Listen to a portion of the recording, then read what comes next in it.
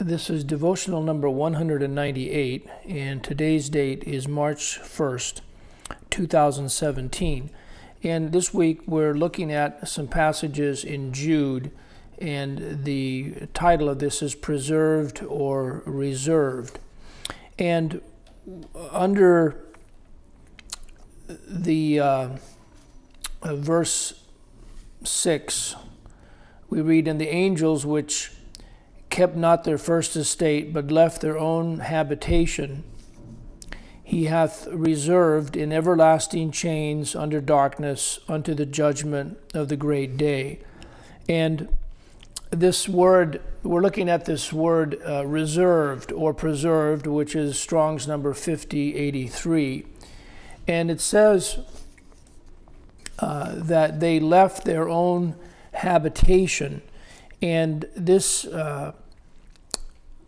is something that the only other time that this word, 36:13, which is habitation, is utilized, happens to be in Hebrews 10:26. And this idea of the habitation has to do with the end time institutional churches and denominations that came under the wrath of God as of May 21, 1988. And so we see there's a striking parallel of no more salvation within the churches and denominations, along with the fate of the fallen angels, since we know that God did not make any provision and had no obligation to save any of them.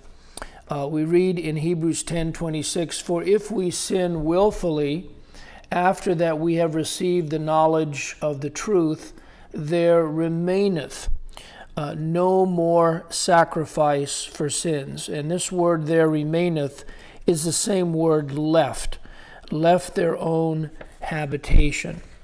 Now, I'd like to look at some of the other main phrases that we find in these verses here in Jude. And they are, "He hath reserved in everlasting chains, under darkness unto the judgment of the great day." Number 3, "raging waves of the sea." Number 4, "foaming out their own shame." And number 5, "wandering stars." And number 6, "to whom is reserved the blackness of darkness forever." So let's take this first one. "He hath reserved in everlasting chains." Everlasting is Strong's number 126, and chains is Strong's number 1199.